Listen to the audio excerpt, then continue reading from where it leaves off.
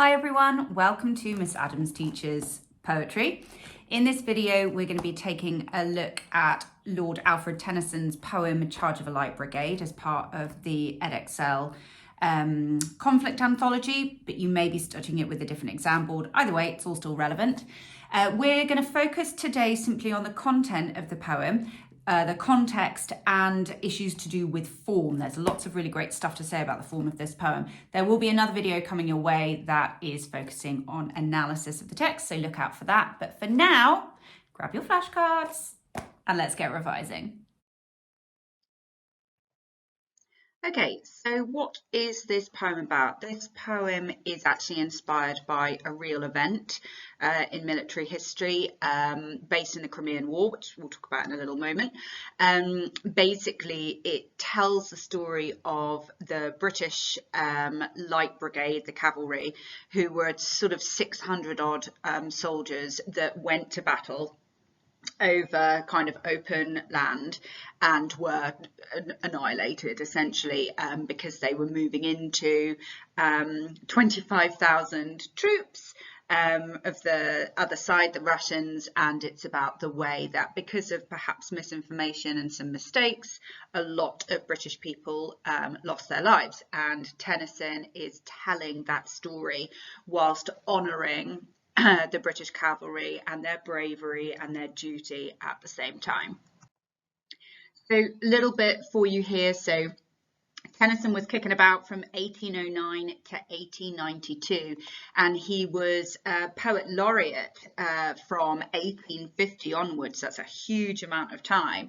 And so it means that he was poet laureate at the time that the Crimean War was taking place. Crimean War from 1854 to 56, and this battle, which is just called the Battle of Balaclava, took place quite early on in that period.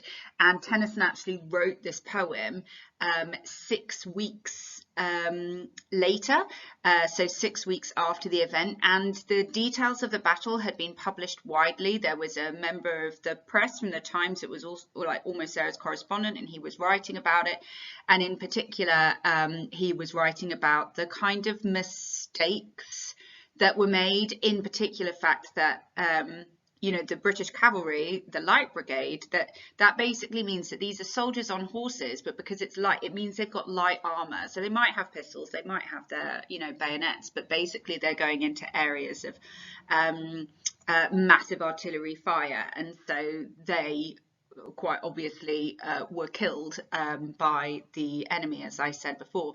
So the fact that Tennyson is writing this is interesting because it is a little bit critical. It makes reference to the blunder or the misinformation that led to this this sort of dreadful event. But he's also poet laureate, so part of his duty is to write with patriotism because he's writing for Queen Victoria. And so the way he does that is to honour the British soldiers. So it is very much about how impressive they are and how brave they were and the duty and the sacrifice they made, but there is this inbuilt criticism of the people in power in that poem as well. Okay, so the form of this poem is really interesting actually. It's a narrative poem because it tells a story, and it's made up of 6 stanzas, but you'll notice there's no regularity in the stanza lengths.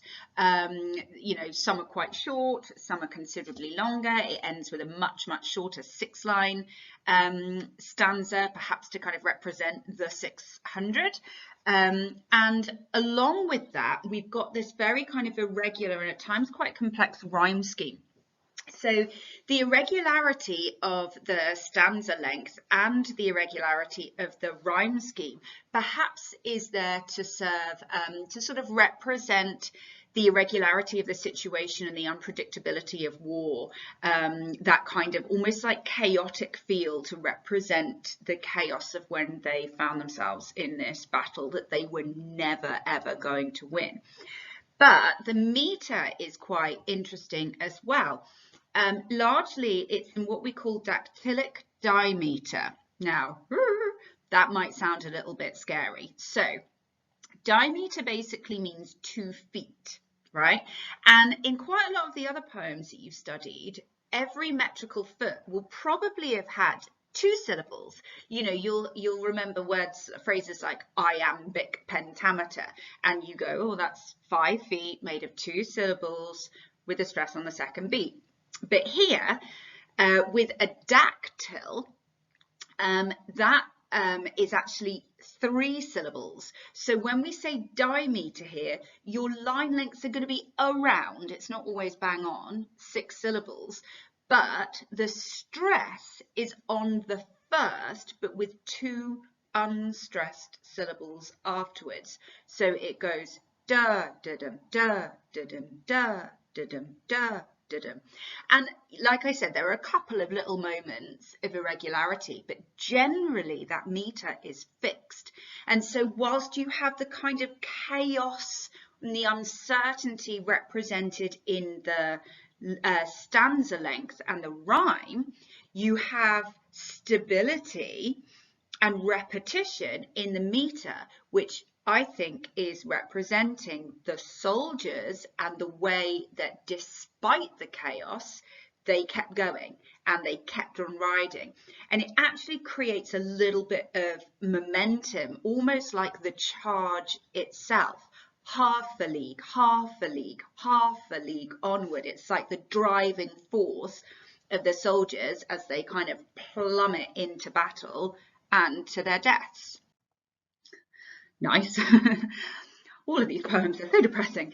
Anyway, that's it from me. That's just a little bit on context and form. If you want some analysis, then look out for my next video in this series where I'll be looking at 5 key moments and analysing them thoroughly for language and structure. If this is helpful, do give us a like, do give us a subscribe, and please do share with your buddies because we are all in it together. Thanks so much and happy revising.